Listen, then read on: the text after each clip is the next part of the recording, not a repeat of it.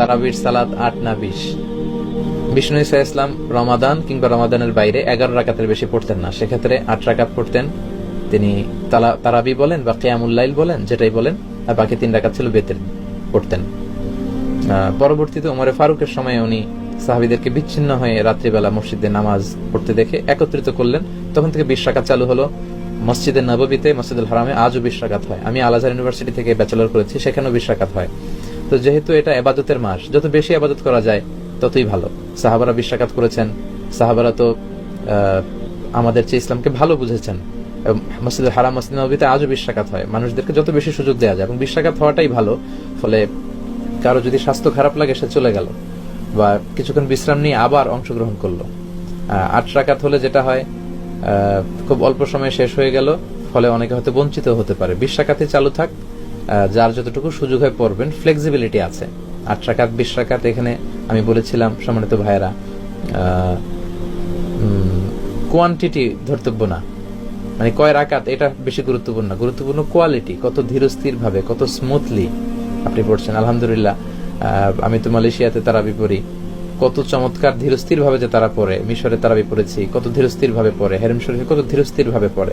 আপনারা দেশে 8 না 20 যারা আমার আলোচনা পছন্দ করেন, আমি তাদেরকে দাবির জায়গা থেকে বলবো, 8 না 20 তারা কেউ এ নিয়ে তর্ক করবেন না। আমার আলোচনা যারা পছন্দ করেন, ইসলামকে যারা পছন্দ করেন, তাদেরকে আমি বলবো, ইয়াং যুবক সমাজ যারা আছো, 8, 20 এগুলো আমি তোমাদের মুখে শুনতে চাই না।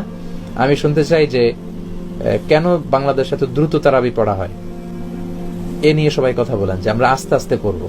আমরা সারা বছর ব্যস্ত থাকি, রমাদানে একটু আমরা দাঁড়িয়ে আল্লাহর সামনে কতটুকু দাঁড়িয়ে থাকা যায়, এই অভ্যাসটা আমরা করার চেষ্টা করব। কারো যদি শরীরের খুব বেশি না খুলে, আপনি পড়েন, 8 পড়েন, 12 পড়েন, আবার শেষ রাতে উঠে কিছু পড়েন, যার যতটুকু সুযোগ। এ নিয়ে বিতর্ক করার কোনো সুযোগ নেই। বিধর্মীদের সাথে ইফতার করা যাবে কিনা? জি, বিধর্মীদের সাথে ইফতার করা যাবে ইনশাআল্লাহ। বিধর্মীদের টাকা ইফতার করা যাবে কিনা? হ্যাঁ, বিধর্মীদের টাকা দিয়েও ইফতার করা যাবে। বিধর্মীদের অনেকের হাদিয়া বিষ্ণু ঈসা ইসলাম গ্রহণ করেছেন।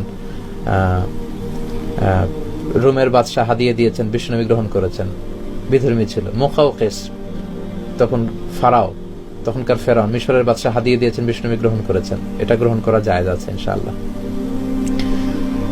আমার ভাইয়েরা অনেক প্রশ্ন করেছেন, শুধু বিসমিল্লাহির রহমানির রহিম বলে ইফতার করলে চলবে? হ্যাঁ, চলবে। আপনি খাবার শুরুতে বিসমিল্লাহ বলবেন। তবে বিষ্ণু ঈসা ইসলাম খেজুর বা পানি দিয়ে ইফতারি করে বিষ্ণু পড়তেন, যাহাবা যামা ওয়াবতাল্লাতিল উরুক ওয়া সাবাতাল আজরু ইনশাআল্লাহ। সারা দিনের তৃষ্ণা দূর হয়ে গেল, আমার রগে শিরায় উপশিরায় সিক্ততা পৌঁছে গেল, ইনশাআল্লাহ আমাদের প্রতিদান আল্লাহর কাছে নিশ্চিত হলো। কত চমৎকার দোয়া, এই দোয়াটা আপনি পড়বেন ইফতারি করে।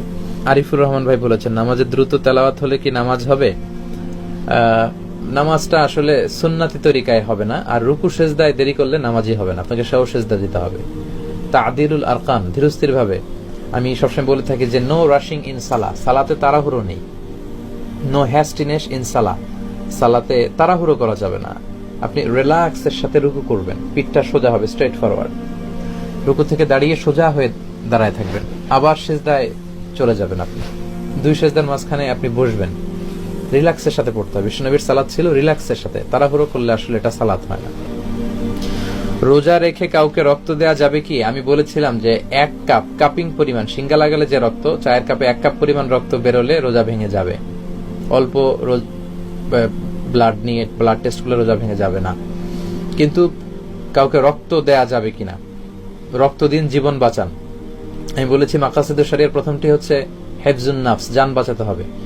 অনেক সময় অ্যানাউন্স দেয়া হয় একজন মুমূর্ষু রোগীকে বাঁচাতে হলে রক্তের প্রয়োজন, রক্তের গ্রুপ বি পজিটিভ। তখন আপনি কি করবেন? আপনার বি পজিটিভ হলে দেওয়ার সুযোগ থাকলে অবশ্যই দিবেন, কারণ জীবন বাঁচাতে হবে। কিন্তু আপনার রোজাটা ভেঙে গেল, আপনি পরবর্তীতে একটা রোজা কাজা করবেন, আপনি ইনশাল্লাহ অনেক সওয়াব পেয়ে যাবেন ইনশাল্লাহ।